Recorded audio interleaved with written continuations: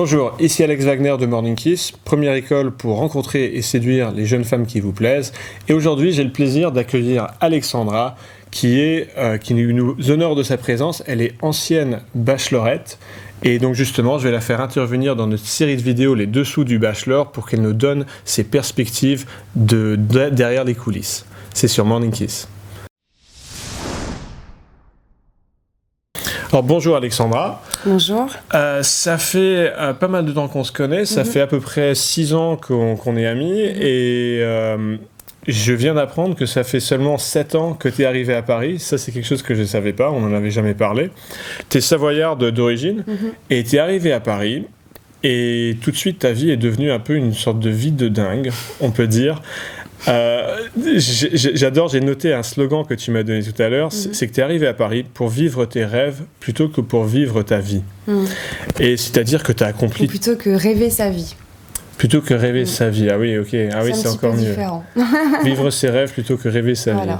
Quand on rêve sa vie, c'est-à-dire qu'on a de l'espoir mais qu'on réalise pas les choses, alors que vivre ses rêves, c'est vraiment se donner des objectifs un peu fous, mais y aller. En tout cas, tu as accompli plein de trucs, parce que depuis ton arrivée à Paris, tu as fait de la musique, et pas n'importe quoi, puisque tu as chanté quand même au Stade de France juste avant les Gypsy Kings. Tu as dansé devant 500 personnes, donc tu es clairement une jeune femme audacieuse qui sait prendre des risques, qui sait s'exposer, et quelque part, l'émission du Bachelor que tu as fait il y a 2 ans, c'est aussi une prise de risque, qui t'a rapporté une certaine notoriété, puisque tu as eu des plateaux télé derrière, tu as pu rencontrer tout un tas de célébrités, donc tu as un réseau maintenant aujourd'hui qui est bien étoffé, bien développé, et c'est pertinent pour toi, puisque tu as envie de continuer à travailler dans la télévision, puisqu'aujourd'hui, tu es animatrice dans une web radio et une web TV, dans les technos, les high-tech et les startups. Voilà. Et en même temps, tu as envie de garder un pied sur terre. Tu as aussi un boulot solide dans l'immobilier. Tu signes ça dans 2 jours. Donc voilà, parcours assez complet. Et voilà, je voulais te faire intervenir dans cette série de vidéos Les Dessous du Bachelor pour témoigner, parce que toi, tu as été vraiment derrière les coulisses. Je peux comprendre que tu aies choisi de faire cette émission de télé-réalité, parce que contrairement à certaines télé-réalités qui sont, alors c'est juste mon avis, mais qui sont un petit peu trash, le Bachelor, c'est une télé-réalité qui est beaucoup plus chic, je dirais. D'ailleurs, moi, j'ai un certain plaisir à regarder chaque saison. Mais moi, je peux pas m'empêcher de regarder, c'est terrible, parce que c'est addictif, on se met devant, on a envie de savoir. C'est clair, ouais. Même si au départ, on n'a pas forcément envie de regarder. Absolument. Ça fonctionne plutôt bien. Alors toi, tu étais dans la saison, il y a 2 ans, où tout tournait autour de Adriano. Je me trompe pas? Alors c'était plutôt il y a 3 ans, parce qu'il y a une année où il n'y a pas eu de Bachelor. Donc, ça a été diffusé en 2013. Ouais. Donc effectivement, c'était le premier retour du Bachelor, puisqu'il y a eu une absence de 10 ans à peu près entre... À l'époque, Karine Ferry sur M6 et mais je savais pas qu'il y avait eu un gros trou comme ça. Ouais, 10 ans. Et puis finalement, ils ont décidé de le refaire, version un peu plus moderne. Ok. T'es tombé sur un bon millésime, j'ai l'impression, parce que Adriano, alors moi je te connais assez bien, je trouve, tu vas me dire si je me trompe, je trouve que c'est un peu ton style de mec. C'est-à-dire, il a un physique qui va bien, mais surtout aussi une personnalité qui va bien, il a confiance en lui, il a une bonne situation professionnelle. Enfin, moi je t'aurais bien imaginé avec ce genre de mec. Est-ce que c'était effectivement ton style? Est-ce que tu l'as trouvé attirant? Par rapport à ça, oui, ils ont plutôt bien visé, parce que moi j'avais dit à la production plus ou moins quel était mon style d'homme, puis en fonction de ça aussi, ils savent déjà d'avance si le Bachelor va plaire à l'une ou plaire à l'autre. Ils arrivent déjà à le savoir. Il y en a qui adorent les bruns. Clairement, la production savait qu'il y en avait certaines qui allaient être déçues. D'ailleurs, parfois elles le disent à l'arrivée. Moi, c'est vrai que Alors ça, c'est marrant. Je voulais juste m'arrêter là-dessus, Alexandra, parce que tu dis, et on entend souvent que certaines nanas vont dire elles ont un type de mec, par exemple, elles aiment bien les bruns ou elles aiment bien les blonds. Dans mon expérience, c'est un peu une sorte de fiction qu'on se raconte, cette histoire d'avoir un type. Complètement. C'est-à-dire que moi, je suis parfois, par exemple, sorti avec des femmes qui, après coup, m'ont dit « Mais tiens, c'est marrant, Alex, t'es pas du tout mon style, parce qu'habituellement, moi, j'aime bien les bruns, et toi, t'es blond. » Mais voilà, peut-être que ce qui les avait attirés en moi, c'était autre chose que mon physique. Est-ce que tu trouves pas que finalement, ce qui attire d'abord une femme à un homme, ça va être autre chose que la couleur de ses cheveux. Oui, complètement. En fait, moi, j'avais aussi une préférence au départ pour les blonds. Alors, je sais pas pourquoi. On a toujours des préférences. Ouais. Et puis, finalement, la vie nous fait rencontrer des gens. Et c'est vrai que la personnalité, finalement, compte beaucoup plus que l'apparence physique. L'intelligence, la curiosité, enfin, vraiment, le tempérament de la personne va faire que, finalement, la couleur des cheveux, on s'en fiche. On peut même, les défauts qui étaient même à la base rédhibitoires, peuvent carrément même s'effacer face à une personnalité qui nous plaît.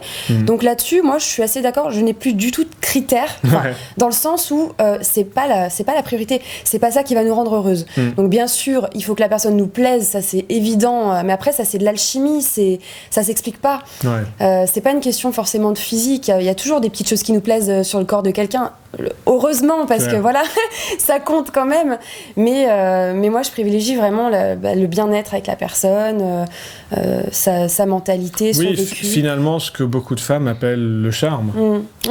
Et voilà, le charme, c'est l'ensemble de tout ça que tu as nommé. Mais je voulais juste rajouter un point par rapport aux critères.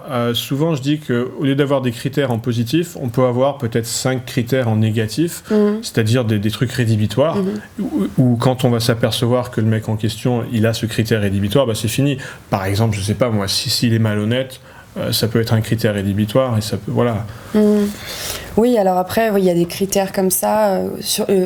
Les critères non physiques, on peut difficilement passer dessus.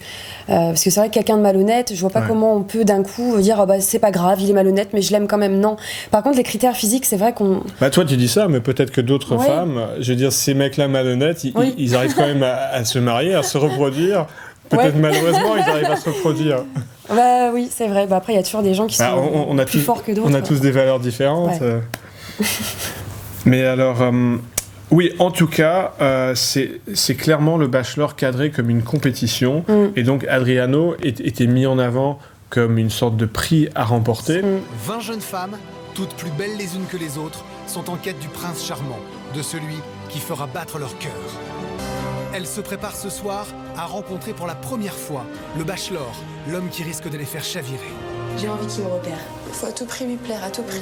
Et ce qui était intéressant par rapport à ces dynamiques, c'est que toi, dès ton arrivée, tu as cherché à te différencier par rapport à ta concurrence, puisque Alexandra est arrivée en moto, tu étais motarde dans la vie, et donc on va montrer un extrait là. T'arrives en moto, mais à la fois très féminine, sexy, dans une belle robe, bien maquillée, bien coiffée, tout ça. Donc il y a ce contraste détonnant entre la mécanique et la féminité. C'était une première façon de te différencier. Alors toi qui as le goût du risque, on en a parlé dans ton introduction. On a vu peut-être par la suite, alors c'est difficile de dire, tu vas me donner ton avis, il y a eu derrière des histoires avec d'autres nanas. Peut-être que ça a pu démarrer à cet instant-là, où tu as cherché à te différencier. Qu'est-ce que tu en penses ? Alors moi, je voulais déjà me différencier dès le départ, comme tu l'as dit, avec l'arrivée de la moto, parce que je considère que je suis vraiment différente en fait. J'ai vraiment une personnalité à part entière, et les gens qui me connaissent le savent. Mais voilà, je confirme, je voulais direct marquer mon territoire. Voilà, moi je suis comme ça. Voilà, je suis à la fois sexy, mais aussi à la fois, j'adore les sports extrêmes. D'ailleurs, je vais prendre le risque, je vais venir en haut talon aiguille, en moto. Et là, c'est pour le coup, j'aime le goût du risque parce que c'est pas évident du tout, surtout quand on arrive dans le gravier. J'aurais pu tomber, j'aurais vraiment pu... effectivement, je me souviens, parce qu'on se connaît assez bien, on s'est vu plein de fois, et je me souviens d'une conversation qu'on avait eue en soirée. On avait discuté de sport automobile, de bagnole. Moi, ça m'est jamais arrivé avec une autre nana. Donc, effectivement, t'es un peu différent. Mais je pense que ça séduit beaucoup, ce côté-là. Les femmes, alors après, il faut rester féminine, parce que... Mais quand on reste féminine et qu'on parle de moto, qu'on parle de voiture, et qu'on a une réelle passion pour ces choses-là, je trouve que c'est un plus pour beaucoup d'hommes, parce que finalement, ils se sentent beaucoup plus proches de la femme. Ils se disent, on est un peu plus sur la même longueur d'onde. Il va y avoir des sujets de conversation. T'es une espèce rare, en voie de disparition. Même, je dirais. Mais d'ailleurs, je pense qu'Adriano avait aimé ce côté-là au départ. Il avait été un petit peu surpris. Et après, il y a plein de choses. On a parlé de voyage. On a vu qu'on avait pas mal de points en commun, ce qui a été très mal pris d'ailleurs par les autres bachelorettes. Les jalousies entre nanas. Voilà. Loin d'être sincère, Elle est loin d'être honnête, elle est loin de pas te la faire à l'envers. On la trouve trop imbu de sa personne. Je voulais ton avis sur un truc. Je t'ai dit que, tu l'as remarqué, le Bachelor, il est cadré comme étant le prix, il est cadré comme étant désiré par une vingtaine de prétendantes, et elles sont toutes à ses pieds. Et là, finalement, ce sont les femmes qui proposent et le Bachelor, finalement, qui dispose. Or, en réalité, j'ai l'impression que dans la vraie vie, c'est plutôt souvent l'inverse. Oui. C'est-à-dire que, j'imagine, tu vas me dire, mais j'imagine que tu as souvent eu des propositions de mecs, et c'est un peu toi qui décides. Oui. Alors, c'est vrai que là c'était très spécial et c'est pour ça que je sentais que j'étais pas dans mon élément naturel. Et d'ailleurs beaucoup de filles ont eu cette réaction aussi, c'est de se dire en général c'est les mecs qui me courent après et pas moi qui cours après un mec. Et c'est vrai que moi j'ai ressenti un petit peu l'obligation de me démarquer, d'aller vers lui, de forcer les choses alors qu'habituellement, oulala, j'attends que le charme agisse. Et que la personne vienne vers moi ou voilà. Mais là, je me suis sentie, voilà, il faut que pas que je fonce dedans, mais il faut que je montre que je suis là parce que sinon il va peut-être pas me voir ou. Et c'est pas une situation normale. Mais je pense que beaucoup de mecs se rendent pas forcément compte de ça, que ce qu'on voit dans le Bachelor, finalement, c'est l'inverse de ce qui se passe dans la réalité. Oui, c'est un phénomène inversé. Et c'est horrible, en fait. C'est très compliqué à gérer. Ouais, tu sais, pour nous, les mecs, c'est comme ça tout le temps. Alors, tu vois comme c'est horrible pour nous. Horrible. Moi, en tant que mec, j'y prends un certain plaisir. Parce que ça fait aussi moi, je parle en tant que mec, que j'ai le sentiment de pouvoir prendre les choses en main, de prendre en main mon destin. Si je veux aller voir une nana, je vais la voir. Si je veux avancer, j'avance. Alors, ça veut pas dire que seuls les mecs peuvent faire ça aujourd'hui, parce qu'une femme peut aussi provoquer l'avancement d'une relation. Mais effectivement, typiquement, je suis d'accord avec toi. C'est inversé. Mais c'est vrai que je réalise plus maintenant votre problème, parce qu'en fait, on est plus de femmes, finalement, et peu d'hommes. Enfin, je sais pas si on peut dire ça comme ça, mais quand un homme veut une femme, si elle est vraiment bien, cette femme, il sait automatiquement qu'il y a au moins 10 ou 20 autres mecs autour. Et donc, je comprends beaucoup mieux votre difficulté à séduire. Vous avez envie de sortir tous vos bagages pour réussir à séduire la personne, et finalement, c'est vraiment stressant. Finalement, c'est un peu comme dans le royaume animal. On a le pan qui fait sa grande roue colorée, et voilà, pour impressionner ou du moins se faire remarquer par les femelles. Et on a encore cet héritage un petit peu animal, même si c'est juste une influence parmi d'autres. Je voulais te poser une autre question, Alexandra, par rapport au lieu de rendez-vous dans le Bachelor, parce que évidemment, la prod fait les choses bien. C'est d'ailleurs une partie du chic de cette émission, c'est que ce sont des lieux somptueux. Est-ce que pour toi, ça a une grosse influence sur la réussite d'un rendez-vous, que le lieu soit somptueux, ou est-ce que finalement, si c'était dans un endroit plus simple, avec le même mec, Adriano en l'occurrence, ça se passerait tout aussi bien ou presque? Mais justement, en regardant la dernière saison de Bachelor, et j'ai vu aussi tes vidéos sur Naël, sur les commentaires que tu as fait par rapport au lieu et l'association qu'on fait avec la personne et le lieu dans lequel on est. Et en fait, moi, je savais que c'était une émission, donc faut pas être bête, on sait que c'est la production qui choisit les lieux. C'est pas le Bachelor qui choisit les lieux, ce serait trop beau. Non, mais c'est vrai. Tiens, je t'emmène en hélicoptère. On se connaît depuis 2 heures. Je t'emmène faire un tour de bateau. Non, malheureusement, ça se passe pas comme ça. Donc, évidemment, je savais que les lieux, lui, il pouvait rien. Je pense qu'il était tout aussi impressionné que nous. Mais il devait pas le dire. Donc tu confirmes de l'intérieur ce que je soupçonnais moi de l'extérieur. Moi j'aurais eu un rendez-vous avec lui dans une pièce totalement normale, dans un petit resto pourri, ça aurait rien changé, dans le sens où j'étais là pour la personne, dans un cadre d'émission, donc bien évidemment il fallait qu'on ait des bonnes images, des trucs insolites. On m'a fait conduire une Ferrari alors que j'étais mangeais pas énormément non plus, donc j'étais pas forcément en forme physique pour faire un tour de Ferrari. On était fatigués, on s'est levé tôt, il pleuvait, on n'était pas du tout dans les conditions, et pourtant on l'a fait, mais ça a pas trop donné de charme, dans le sens où j'aurais préféré que le gars que je rencontre, ce soit dans la vraie vie. Dans la vraie vie, je le rencontre par exemple en train de faire une course de Ferrari. Là, ça aurait son charme, parce que je rencontre si ça la personne fait partie de sa vie authentique, Par contre, s'il a loué une Ferrari pour t'impressionner, voilà, l'horreur. ça change tout, ouais. tout. Et bon, le geste est sympathique, sauf que là, pour le coup, c'est même pas lui qui a fait ce geste-là, c'est la production. Ouais. Donc merci à la production. J'étais très contente de faire un tour de Ferrari. C'est agréable.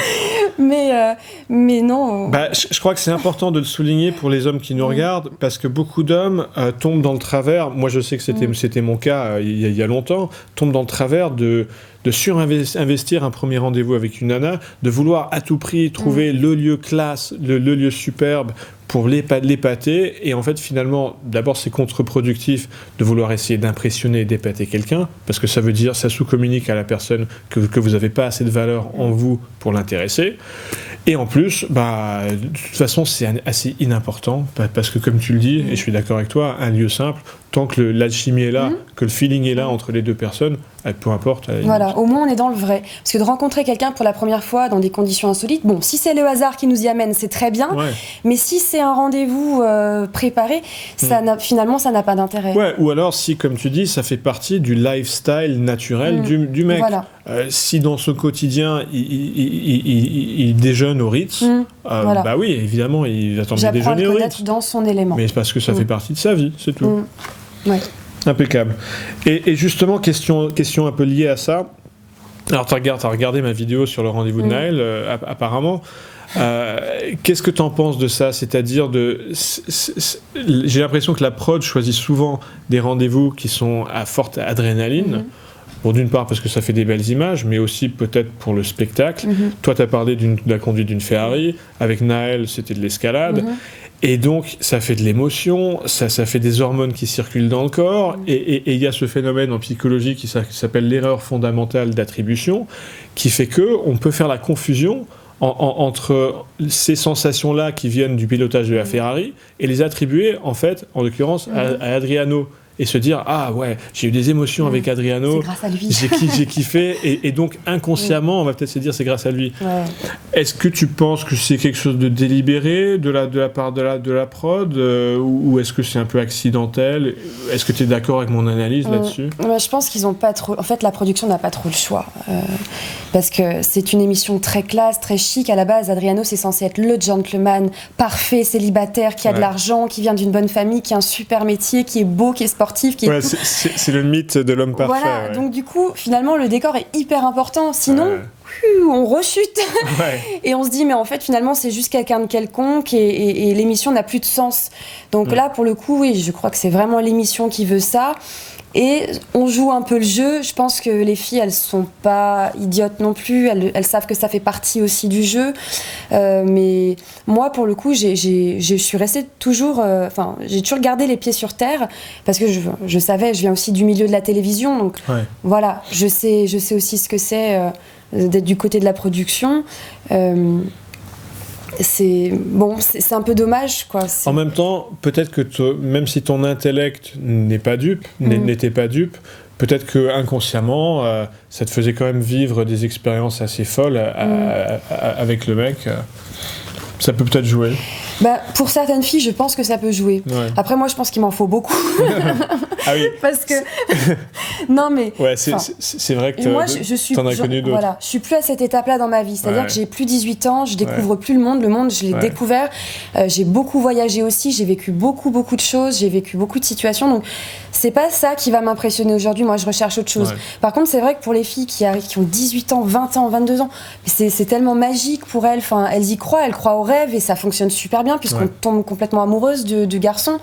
Et c'est vrai qu'on peut développer très très vite des sentiments dans cette émission. Et ça, c'est des sentiments réels. C'est-à-dire qu'on peut sortir de l'émission en étant en larmes parce qu'on n'a pas eu le bachelor, alors qu'à la base, on le sait très bien. Il y a quand même plein de concurrence et... D'ailleurs, c'est horrible parce qu'on est censé être amis avec les filles et en même temps amoureuse du même garçon. C'est tout à fait logique. C'est compliqué, ouais. C'est très très spécial. C'est une expérience bizarre. Voilà, sympa à vivre. Changeons légèrement de sujet. Je sais pas si tu te souviens, c'était pas le dernier épisode du Bachelor, mais celui juste avant, où le Bachelor a un micro-rendez-vous avec une jeune femme qui s'appelle Julie. Il la sort du jacuzzi, il l'emmène en micro-rendez-vous, ils sont sur des transats, et en fait, on s'aperçoit que le feeling passe pas du tout. Je sais pas si ça te dit quelque chose. J'ai vu cette scène, ouais. Et ce qui m'a marqué là-dedans, c'est que je pense que beaucoup d'hommes imaginent que si ça marche pas avec une nana, c'est de leur faute. Or là, on a vu que le Bachelor, Marco en l'occurrence, moi je trouve qu'il est très bon séducteur, j'ai pas grand chose à dire en termes de critique, et pourtant il y arrivait pas du tout avec Julie. Les mots venaient pas, on voyait, il se grattait, il était nerveux, il regardait ailleurs, les paroles venaient pas, il était juste pas intéressé. Et voilà, c'était juste que le feeling n'était pas là, et c'est pas des trucs qui se contrôlent. Est-ce que toi, tu as déjà eu des cas comme ça, où le mec, il avait sur le papier tout pour plaire, ou peut-être même physiquement tu le trouves beau, a priori intéressant, mais pourtant... Non, mais complètement. Enfin, on peut avoir le plus bel homme du monde en face de soi, qui a tout pour plaire. Enfin, si le truc ne passe pas, ça, c'est vrai que c'est vraiment une question d'alchimie. On peut rien y faire. C'est marrant, et on sait pas pourquoi. Non, ça se contrôle pas. C'est une maladie. C'est en nous. C'est voilà. Mais ouais, on peut être dégoûté de quelqu'un, comme on peut avoir envie de lui, comme c'est vraiment incontrôlable finalement ce genre de situation. Et on a du mal à dire pourquoi. C'est un peu limite une question d'odeur, de phéromones, de compatibilité génétique. Voilà, alors justement tu parles d'odeur, moi dans le Bachelor, à un moment dans le commentaire, t'aimes pas l'odeur de Adriano ? J'avais dit je voulais le sentir pour voir si sa peau passait bien avec la mienne. Il y a certaines filles qui ont dit « Oh là là, c'est n'importe quoi ». Mais non, pas du tout. C'est ça, l'amour. L'amour, c'est de savoir si la peau, quand tu caresses quelqu'un, tu ressens qu'il y a un truc qui passe, ou pas du tout.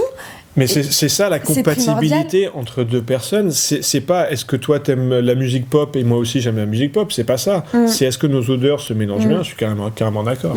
Ouais. Intéressant. Alors, t'en penses quoi, toi, de Marco, puisque tu suis la saison actuelle ? Je préfère Adriano. Ouais, mais t'étais un peu influencé. Ouais, non, mais bon, Marco, c'est un joli garçon. Hein. Après, c'est vrai que... Il assure, quand même, non ? Ouais. Après, bon, moi, je sais pas quoi. Il est peut-être un peu trop petit. Mais toi, t'aimes les blonds ? Oui, voilà. Non, mais après, moi, j'ai un copain, il est brun, donc... donc voilà, je juge pas par rapport à ça. Ouais. Mais il a peut-être un petit côté trop gentil, trop influençable. J'ai vu la scène de la boîte de nuit, où il se fait carrément embarquer par une fille, et toute la soirée, il la passe avec elle, il l'embrasse devant les autres filles. Oh, là, je dis énorme erreur. Et moi, j'aurais été Julie, j'aurais fait pareil, j'aurais refusé la rose, parce que... Mais ça, c'est pas possible. On peut pas séduire une femme en séduisant une autre de cette façon-là devant ses yeux. Je suis assez d'accord avec toi. Ouais. Et là, ça m'a choquée. Et pour le coup, pour moi, j'accroche plus du tout avec Marco. Je me dis là, il a fait une erreur et c'est vraiment dommage. Moi, je veux pas d'un homme comme ça. Et ce qui est intéressant, c'est que là, on parle de personnalité, de comportement, alors que beaucoup d'hommes sont obnubilés par avoir le bon physique, et finalement, c'est pas forcément le physique qui va y faire. Oui, c'est le comportement aussi. Ouais. Là, par exemple, voilà, avec ce qui s'est passé, moi, il est tombé dans mon estime. Je pense qu'il est tombé aussi dans l'estime d'autres filles. Dans la vraie vie, s'il avait fait un truc pareil, moi, le gars, j'aurais tiré un trait dessus, je serais partie, je serais allée voir ailleurs. Hein. Voilà. J'aurais pas perdu mon temps avec lui. Avec Adriano, pour revenir sur lui, alors tu as eu avec lui un baiser assez fougueux dès le premier rendez-vous. Ouais. Alors, est-ce que c'est à cause de ce contexte assez particulier, ou est-ce que toi tu es le genre de nana qui typiquement prend l'initiative, qui va pas hésiter à aller embrasser un mec si lui prend trop de temps ? Justement, alors ce baiser, il y a toute une histoire derrière. Ça a fait couler de l'encre. Ouais. Ça a provoqué d'ailleurs mon départ et je le regrette. Et justement, c'est là est ma question de savoir si la production voulait que je parte ou pas, si ça a été quelque chose qui a été voulu, préparé par la production ou pas. Parce que en fait, moi, quand j'ai gagné ce rendez-vous, j'étais contente, hein, mais je m'attendais à tout de suite partir avec lui, le voir, effectuer ce rendez-vous. Et en fait, non, on a été séparés. Ça n'a pas été montré à la caméra. On a été un peu briefés avant ce rendez-vous. Et je ne m'attendais pas à ça, et c'est vrai que dans l'émission, on est parfois un petit peu aidé, on est soutenu, on n'est pas tout seul. Il y a, comme on appelle les nounous, parfois dans les téléréalités, il y a des gens qui sont là aussi pour nous. Mais voilà, on m'avait plus ou moins influencée dans cette décision de l'embrasser. Et moi, au départ, c'est vrai que je voulais pas l'embrasser. Je voulais rien préméditer du tout. Je me dis, le rendez-vous se passera tel qu'il se passe. Je pense pas d'ailleurs l'embrasser. Et puis, il y a eu cette personne qui m'a dit, écoute, il faut que tu montres que tu as envie d'aller plus loin. Donc pour ça, il va falloir que tu fasses ce pas de l'embrasser. Parce qu'en l'embrassant, il va se dire, cette fille, j'ai envie d'aller plus loin avec elle.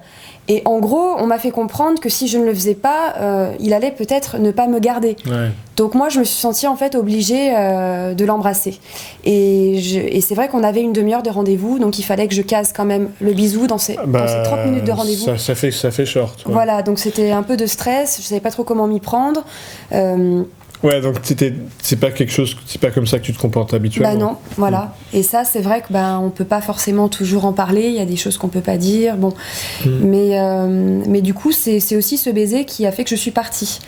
Et c'est pas plus mal finalement que je sois partie à ce niveau-là du jeu, parce qu'après, ça aurait été, je pense, beaucoup plus difficile en termes de psychologiquement déjà quand on s'attache à quelqu'un. On développe vraiment des sentiments. Mais voilà, ce baiser, finalement, c'était pas vraiment moi, et je pouvais pas non plus en parler. Donc, pour la petite histoire, ce qui s'est passé, tu me corriges si je me trompe, c'est que toi, t'as mis dans la confidence une autre prétendante qui s'appelle Tiffany, en l'occurrence, que je connais aussi, et elle l'aurait raconté aux autres filles, c'est remonté aux oreilles de Adriano, lui était pas content du tout, je crois. Et voilà, donc c'était un peu malheureux. Voilà, non, c'était bien dommage. C'est ce qui se passe souvent dans ce genre d'émission, c'est qu'on connaît pas les filles avec qui on est. Moi, j'ai fait trop confiance en Tiffany, justement, parce que je me suis dit, vu qu'on fréquente les mêmes milieux à Paris, on va forcément se recroiser, on a les mêmes amis, on va sûrement faire des sorties ensemble, peut-être qu'on va devenir amis. Donc, je préfère lui avouer mon baiser, parce que de toute façon, elle va le voir à l'émission. Au moins, je garderai mon ami. Voilà, parce que je lui aurais pas menti. Et j'ai fait ce choix qui m'a coûté ma place. En même temps, moi, je connais pas beaucoup de nanas qui gardent bien les secrets. C'est presque un cliché sociétal. Moi, je sais que je vais pas les nommer, mais j'ai certaines copines, je peux être sûr que si je leur raconte un truc, ça va se raconter. Enfin, c'est assez féminin. Ouais, c'est vrai. C'est dommage. Moi, je suis plus. Alors, c'est peut-être mon petit côté masculin. C'est ton petit côté motarde. Ouais. Mais c'est vrai que, moi, je sais qu'on peut me faire confiance. Donc, c'est vrai que pour le coup, j'ai surestimé finalement ma relation que j'avais avec Tiffany. Ok. Moi, ce qui m'intéresse dans cette histoire, c'est comment ça se fait que tu penses alors, visiblement, tu trouves qu'il y a une asymétrie entre les hommes et les femmes sur ce point-là, c'est-à-dire que toi, tu préfères que ce soit le mec qui vienne t'embrasser plutôt que toi prendre l'initiative. Or, aujourd'hui, on est à une époque où le féminisme se développe, où beaucoup de femmes veulent avoir des comportements égaux à celles des hommes. Qu'est-ce qui fait pour toi le charme dans cette asymétrie entre l'homme et la femme ? C'est laisser faire les choses, voilà, ne pas se dire parce que je suis une femme, je vais pas faire le premier pas. Je pense que chaque relation et chaque rencontre est complètement différente. Donc voilà, laisser faire les choses, être naturel. Moi, je trouve que c'est bien, voilà, de pas se dire. Il y a des garçons qui sont un peu timides. Alors, si on attend qu'ils viennent nous embrasser, je pense qu'on peut attendre longtemps. Après, c'est à nous de juger en fonction de la personne et de la situation.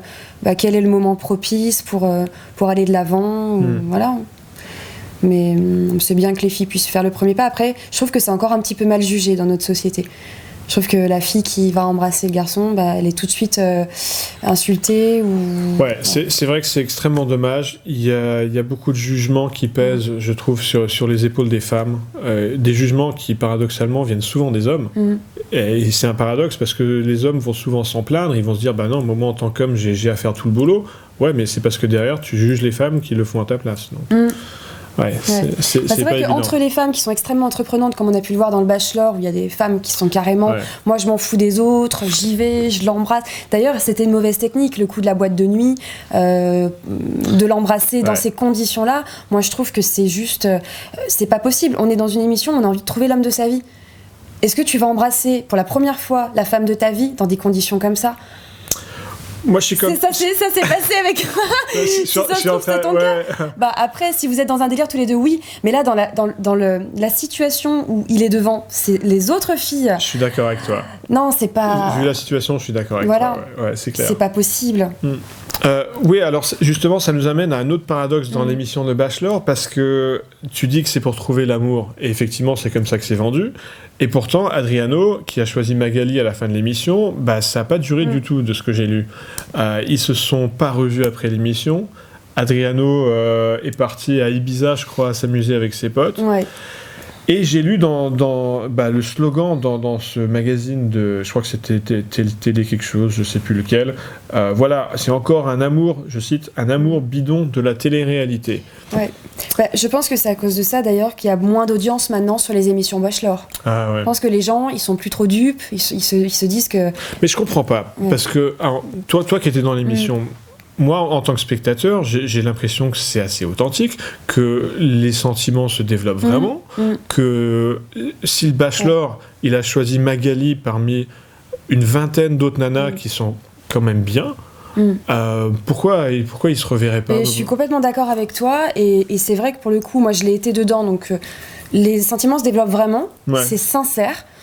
Après, c'est vrai qu'on voit très peu le Bachelor finalement, on le voit quasiment pas, et les sentiments sont décuplés parce qu'on provoque des situations, et c'est très bizarre. C'est ce qu'on disait tout à l'heure sur le format des rendez-vous, des lieux spectaculaires, des sensations et tout. Peut-être c'est trop vite. Ouais, mais justement, moi, la question, parce que je sais qu'Adriano, il développait vraiment des sentiments. Enfin, en tout cas, on en a l'impression d'après les images qu'on voit. Alors pourquoi justement il quitte Magali après s'il l'aime vraiment? Est-ce qu'il réfléchit pas avant? Je veux dire, il en parle pas. Moi, je comprends pas. Mais voilà, du fait qu'il parte vivre à Singapour, d'accord, mais dans ce cas, qu'il choisisse la fille aussi en fonction de ça, si elle est capable de le suivre ou pas, parce qu'il le savait que Magali n'allait pas pouvoir la suivre, donc pourquoi il l'a choisi? Enfin, c'est pas logique en fait. Et donc là, je me pose la question de savoir si c'est pas la production finalement qui choisit la finaliste ou si c'est vraiment son choix à Adriano, parce que moi je sais qu'avec Adriano je m'entendais super bien hors caméra, on avait vraiment ce feeling, vraiment cette alchimie, il me prenait dans ses bras, il m'embrassait, il me disait que il voulait qu'il aimerait bien que je continue l'émission. Ça, ce sont des mots qu'il m'a dit hors caméra, et puis 2 jours plus tard il me dit au revoir. Et là, je comprends rien. Donc, je sais pas en fait. Je sais pas ce qui se passe, mais on peut se poser des questions sur le. Et c'est pas un phénomène isolé qui concerne que Adriano. D'après ce que tu dis, c'est quelque chose qui se répète. Et du coup, il y a peut-être moins de spectateurs aujourd'hui. Bah oui, parce qu'après c'était Paul, c'est ça, comment il s'appelait? C'était Paul derrière. Ouais. Paul, alors il n'est pas non plus resté avec sa copine. Alors finalement, on n'a plus le mythe de l'émission comme avant avec Alexandra Coulet, qui est restée quand même 1 an avec Olivier. Ils faisaient des photos de partout dans Paris. On suivait leur actualité dans la presse People. C'est ça que les gens ils veulent en fait. Les gens ils veulent suivre, ils veulent devenir fans de quelqu'un et les suivre ensuite dans leur vie. Et là il n'y a plus rien. Après l'émission, tout s'arrête. Adriano il est parti, on n'a plus de nouvelles de lui. Paul il est parti, on n'a plus de nouvelles de lui. Les Bachelorettes, on n'a quasiment pas de nouvelles d'elles. Donc qu'est-ce qui se passe après l'émission? Plus rien. Donc finalement les gens peut-être ils ont plus envie de s'attacher aux gens. Effectivement, j'ai pas vu ça comme ça, parce que moi, ce que j'aime perso dans le Bachelor, évidemment, c'est de regarder les dynamiques hommes-femmes, parce que voilà, c'est mon métier. Mais ouais, je peux. Mais c'est dommage qu'il n'y ait pas de continuité en fait après l'émission. J'ai l'impression que c'est juste l'émission, puis après il n'y a plus rien. Donc du coup, on peut se poser des questions sur la sincérité. On verra ce que ça donne avec Marco. Hein. Ouais. Faut tout miser sur lui parce que sinon. On va tout miser sur Marco. Allez. Faut qu'au moins ça marche avec lui. Moi, j'ai un autre reproche à faire à l'émission de Bachelor, c'est que je trouve que la cohérence du casting est pas toujours très bonne. C'est-à-dire que oui, les jeunes femmes sont toutes au top. Enfin, après, c'est une question de goût, hein, mais elles sont belles. Je dirais qu'il y a peu de cohérence entre la catégorie socio-professionnelle de certaines et la catégorie socio-professionnelle de Marco, en l'occurrence, qui est présentée comme étant un dirigeant. Je mets une interrogation sur est-ce que c'est cohérent de présenter Alors, c'est quoi des métiers plus simples, coiffeuse, esthéticienne. Ouais. Alors, je suis pas en train de critiquer, Non, c'est pas une remarque sexiste, parce que je dirais la même chose dans l'autre sens. Si c'était des mecs avec des métiers très simples, catégorie socio-professionnelle simple, comme, je sais pas, un serveur, par exemple, est-ce que ce serait bien cohérent de présenter un serveur avec, je sais pas, une capitaine d'industrie ou même une dirigeante, simplement? Je dis pas que ça peut pas marcher. Je dis que si un couple va fonctionner entre une catégorie très simple et une catégorie plus élevée socio-professionnelle, si ça marche, c'est malgré cette différence et pas grâce à cette différence. Je pense que justement l'émission a voulu casser ce cliché en mélangeant justement les filles. Comme on voyait Livia dans la première émission, elle n'avait jamais voyagé de sa vie, une vie vraiment très simple, un papa malade. Et on a senti vraiment une différence énorme avec la vie d'Adriano. Et pourtant ça a fonctionné entre deux. Donc je pense qu'ils ça revient à ce qu'on disait tout à l'heure sur le côté animal. Voilà. Je veux dire, quand le feeling est là, c'est quasiment une compatibilité génétique. Je pense qu'ils essayent de casser vraiment ce cliché. Et bien entendu, ça peut marcher. Simplement, mon propos, c'est que si ça marche, c'est pas grâce à ça, c'est malgré ça. Ouais. Et j'ai l'impression que l'émission met pas toutes les billes de son côté. D'ailleurs, la preuve au résultat, c'est-à-dire que Bachelor, il choisit Magali, d'accord, mais il n'y a pas eu de suite dans leur relation. Et peut-être que justement, c'est à cause de ça. Peut-être, on peut spéculer. Non, mais on ne saura jamais. Mais... Après, ça dépend. C'est vrai qu'une personne qui a sa vie, par exemple Livia, n'aurait jamais quitté sa famille, son cocon, ses amis, pour aller vivre à Singapour. Parce que elle n'est pas comme ça, elle n'a pas cette mentalité-là. Alors qu'on aurait eu une autre femme d'affaires complètement indépendante, oui, peut-être qu'elle se serait dit, allez, c'est l'occasion, je quitte tout, je pars avec lui, je monte une affaire là-bas, et ça aurait fonctionné. C'est pas du tout une question de snobisme, c'est une question d'avoir un référentiel commun. D'avoir les mêmes références partagées. C'est vrai que dans la vraie vie, on a plus tendance à se mettre avec des gens qu'on fréquente, donc logiquement des gens... Souvent, alors pas toujours, mais souvent, oui, effectivement. C'est clair, c'est plus simple. C'est plus simple. Après, c'est vrai que, moi je l'ai vécu, des différences d'argent, de situation, et c'est vrai que finalement à long terme c'est pas évident à gérer. Il y a toujours un peu de jalousie, il y a toujours un peu de... Finalement, je sais pas si ça peut vraiment fonctionner sur le long terme. Sûrement, pour certaines personnes. Après, parfois pour d'autres c'est difficile d'avoir une trop grande différence. Ouais. Et sur cette dernière analyse, on va vous laisser. Je vais remercier Alexandra pour son passage. Merci Alexandra. Merci beaucoup Alex. Et n'oubliez pas de vous abonner parce qu'il y a d'autres interviews qui vont suivre, d'autres analyses du Bachelor évidemment. Et n'oubliez pas, quand vous allez passer à l'action avec une femme, n'oubliez pas ce qui est devenu la devise chez Morning Kiss, le plus grand risque est de n'en prendre aucun. Et je pense que Alexandra, avec son audace qu'elle a démontrée dans son parcours professionnel, ne démentirait pas cette devise. Merci, à bientôt. Au revoir.